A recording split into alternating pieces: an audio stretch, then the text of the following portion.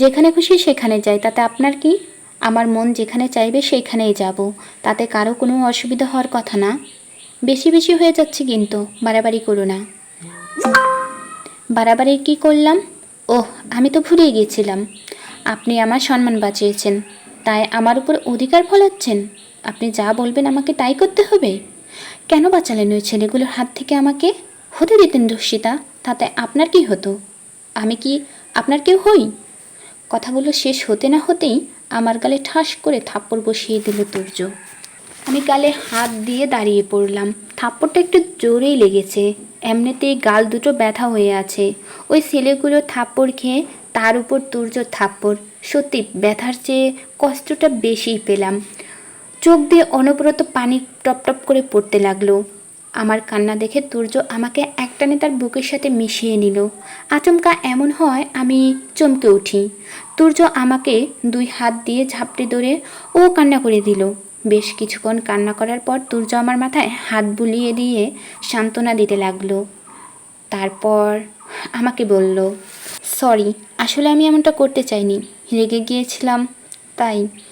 Sorry, সত্যি sorry, আর হবে না। এবার শান্ত হও, আমি তোমাকে সব বলছি। আমি কেন কান্না করেছিলাম? আসলে তখন তুমি মার কথা বললে না, তাই বাবা মার কথা মনে পড়ে গিয়েছিল, তাই আবেগপ্রবল হয়ে কান্না করছিলাম। ছোটবেলার কথা খুব মনে পড়ে গিয়েছিল। আসো, এখানে বসো, তারপর আমি সব বলছি। এরপর দুজন দুটো চেয়ার নিয়ে মুখোমুখি বসে কথা শুনতে লাগলাম। তুর্য বলতে লাগলো, আমার মা ছিল গৃহিণী, আমার বাবা ছিল রাজমিস্ত্রি হেডমাস্টার। বিভিন্ন জায়গায় কাজ কন্ট্রাক্ট রেখে লোক দিয়ে কাজ করাতো। আমার বাবা বসে থেকে সব দেখিয়ে দিত, এটাই তার ডিউটি ছিল। আমাদের সংসারটা খুব ভালোই কাটছিল। আমরা আমার মার কোল জুড়ে আমরা দুই ভাই হই। মা আরেকটা বোনের আশা করে আবার সন্তান নেয়, কিন্তু ভাগ্যক্রমে আবারও আমার ভাই হয়। তারপরও আমার বাবা মা খুশি ছিল। আমাদের তিন ভাইকে নিয়ে ভালোই কাটছিল দিনগুলো। হঠাৎ একদিন আমার বাবা মাকে বলল, তুর্যর মা জানো, আমার কয়েকদিন ধরে শুধু হাত পা ভেঙে আসছে, বল শক্তি যেন কিছুই পাচ্ছি না, শুধু ক্লান্তি লাগছে। মা বলল, ক্যালসিয়ামের ঘাটতি হতে পারে, তুমি বরং এক কাজ করো, বড় ডাক্তারের কাছে গিয়ে চেক আপ করাও, তাই তো বুঝতে পারবে কি হয়েছে। এতে ডাক্তারের কাছে যাওয়ার প্রয়োজন নেই, এমনিতেই ঠিক হয়ে যাবে। তুমি আর হেয়ালিপানা করো না তো, ডাক্তার দেখিয়ে আসো। কাল কোনো কাজ রেখো না, আমরা ডাক্তারের কাছে যাব, দেখা যাক। এই বলে বাবা কয়েকদিনের মধ্যে ডাক্তারের কাছে গেল না। একদিন কাজ থেকে এসে বাবা অসুস্থ হয়ে পড়ে। ডাক্তারের কাছে নিয়ে যায় বাবাকে। ডাক্তার দেখিয়ে বাসায় আসে। পরের দিন রিপোর্ট দেয়। ডাক্তারের রিপোর্ট দেখে মা তো অনবরত কান্না করেই যাচ্ছে। বাবা মাকে সান্ত্বনা দিয়ে যাচ্ছে, দেখো দুর্জের মা, কান্না করো না, আমার এরকম কিচ্ছু হয়নি, ডাক্তারের রিপোর্ট ভুল আসছে, আমি এগুলো বিশ্বাস করি না, তুমি শান্ত হও, আমি এবার ঢাকায় গিয়ে পরীক্ষা করাবো, দেখো রিপোর্ট ভালো আসবে, তাই যেন হয়। এরপর ওইখান থেকে এসে আমাদের তিন ভাইকে নানুর বাসায় নিয়ে যায় মা। মা বাবাকে নিয়ে তারপর ডাক্তারের কাছে যায়। ওইখানে চেক আপ করার পর একই রিপোর্ট আসে। মা রিপোর্ট দেখে পুরোই ভেঙে পড়েছে, বাবাকে ভর্তি করে। ডাক্তারটা খুব ভালো ছিল, তাই বাবার চিকিৎসাও খুব ভালোভাবেই করতে থাকে, কিন্তু ডাক্তারের কিছু করার ছিল না। আমার বাবার দুটো কিডনি ড্যামেজ হয়ে গিয়েছিল একদম শেষ সময়, এখন আর কিছু করার ছিল না। যেই কয়েকদিন বাঁচবে চিকিৎসার উপরই বাঁচবে। আমাদের যতটুকু আর্থিক অবস্থা ছিল, আমার দাদার বাড়ি থেকে যতটুকু পেয়েছি তা সবটা বাবার পিছনেই খরচ করা হয়েছে, তবুও বাবাকে বাঁচাতে পারলাম না। তার মানে আঙ্কেল বেঁচে নেই। তারপর কি হয়েছে? তুর্য এবার চোখ মুছে আবারও বলতে শুরু করলো, ঢাকা থেকে আনার পথে ফেরিঘাটে বাবার মৃত্যু হয়। মা ছিল বাবার সাথে, আমরা তিন ভাই ছিলাম নানুর বাসায়। বড় ভাই তখন ক্লাস 5-এ পড়ে, আমিও ক্লাস 1-এ পড়ি। ভাইয়ার সাথে যাই। স্কুল থেকে বাসায় এসে দেখি অনেক লোকজন, আত্মীয় স্বজন কান্না করছে। আমরা দুই ভাই ধীরে ধীরে এগিয়ে গেলাম বাড়ির ভিতরে। দেখি বাবার লাশ। আমি আর আমার বড় ভাই ছুটে মায়ের কাছে গেলাম। মা আমাদের দেখে আরও জোরে কান্না করে দিল। মাকে জড়িয়ে ধরে কান্না করতে লাগলাম আমরাও দুই ভাই।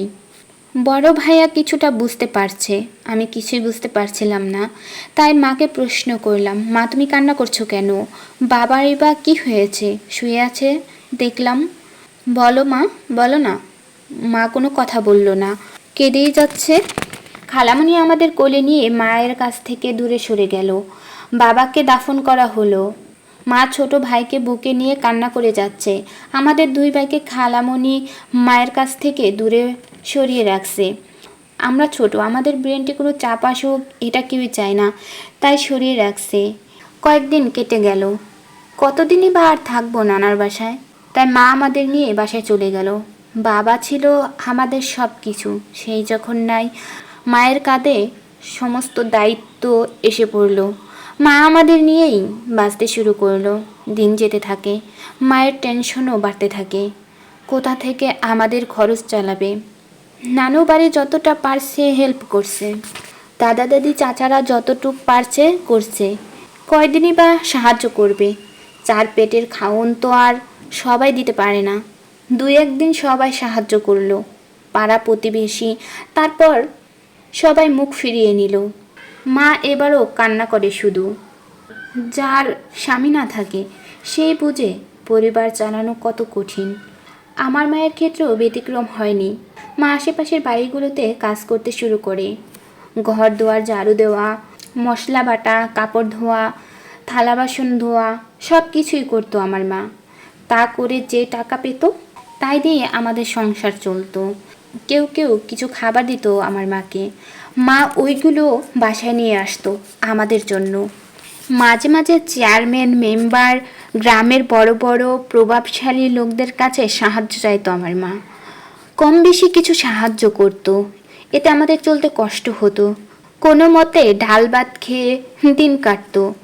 ভালো মন্দ খেতে পারতাম না, ভালো জামা কাপড় পরতে পারতাম না। যে জামাগুলো পরতাম ছিঁড়ে গেলে মা ওইগুলো আবারও সিলিয়ে দিত। জুতা ছিঁড়ে যেত, মা তার কাটা দিয়ে বেঁধে দিত, আবার ওইগুলোই পরতাম। কত সময় তার কাটা পায়ে বিঁধে যেত, তবুও পড়তে হতো। বড় ভাই পড়ালেখার পাশাপাশি মানুষের গরুর ঘাস কাটতো, বিভিন্ন শস্য মলম দেওয়ায় সাহায্য করত। তাতে ওনারা কিছু সাহায্য দিত বা কিছু টাকা দিত। ওইভাবে আমাদের দিন কাটতে লাগলো।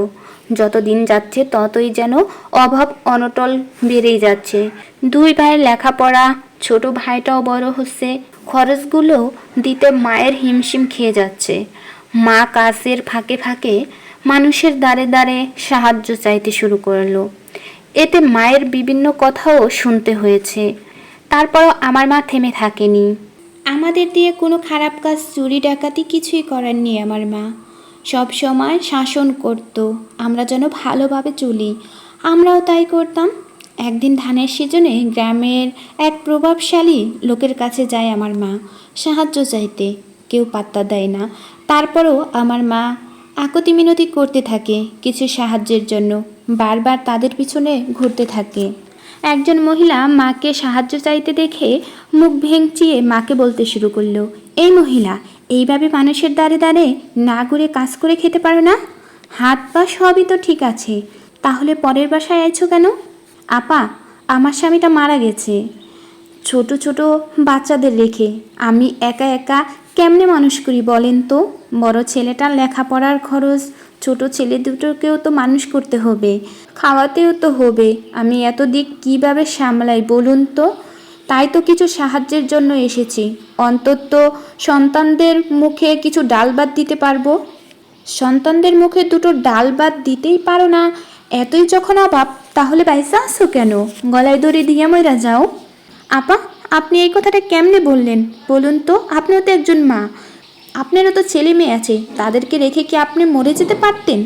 খবরদার, তোমার সাথে আমার তুলনা দিবা না। মরতেও যখন পারবা না, তাহলে আর কি?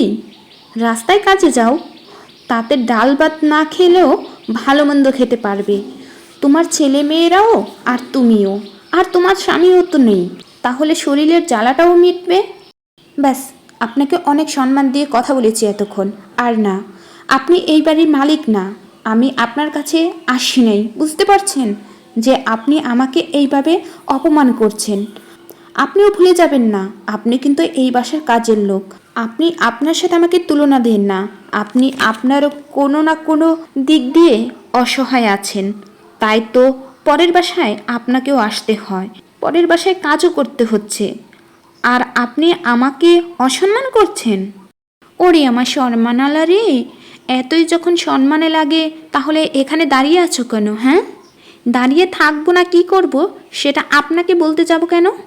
আপনার কাছে তো আর আমি আসিনি। মা হাজার কষ্ট চাপা রেখে কথাগুলো বলল মহিলাটাকে।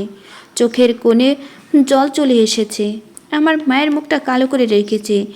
এসব কিছু আমি পাশে দাঁড়িয়ে দাঁড়িয়ে দেখছি, ততটা বুঝি না আমি, তবু যতটুকু বুঝেছি তাতে বেশ বুঝতে পারলাম মহিলাটা মাকে খারাপ কথা বলছে, তাই তো মায়ের মুখ কালো হয়ে রয়েছে। আমি মায়ের হাতটা ধরে মাকে বললাম, মা চলো না, আমরা বাসায় যাই। দাঁড়া বাবা, আর একটু দাঁড়া। না মা, চলো আমরা বাসায় চলে যাই। দেখো না মহিলার তোমাকে কত কিছু বললো, চলো আমরা চলে যাই। চলো না মা, চলো। তুমি আমাদের যা এনে দিবে আমরা তাই খাবো, না পেলে না খেয়ে থাকবো, তবুও চলো মা, এখান থেকে চলো। দাঁড়িয়ে আছো কেন মা? চলো না, তোমার কাছে আর বারে বারে খেতে চাইবো না, এখান থেকে চলো। এখন থেকে কম খাবো মা, তাও তুমি এখান থেকে চলো। আর কোনো দিন কারো বাড়ি আসবে না মা, কিছু চাইবেও না। আমাদের ধান লাগবে না মা, ধান ছাড়াও খেতে পারবো, আর তোমার কাছে মজাও খাইতে চাইবো না মা, তবুও তুমি আর কারো কাছে আসবা না মা। বলো না মা, আমাকে ছুঁয়ে কথা দাও, বলো বলো, আর আসবা না।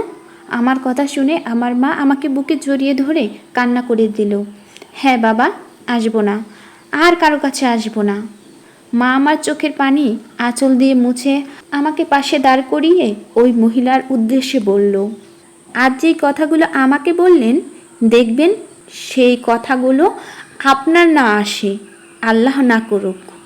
আজ যেই ছেলের সামনে আপনি আমাকে অপমান করলেন, সেই ছেলেই তার মায়ের সম্মান অনেক উপরে তুলবে। আমি এমনভাবে শিক্ষা দিব আমার ছেলেগুলোকে, খুব শীঘ্রই দেখবেন সেই দিন আল্লাহ সফল করবে। এই বলে মা আমার হাত ধরে বাসায় নিয়ে আসে। বাসায় এসে দেখি আমার বড় ভাই কিছু প্যাকেট ধরে বসে আছে উঠানে।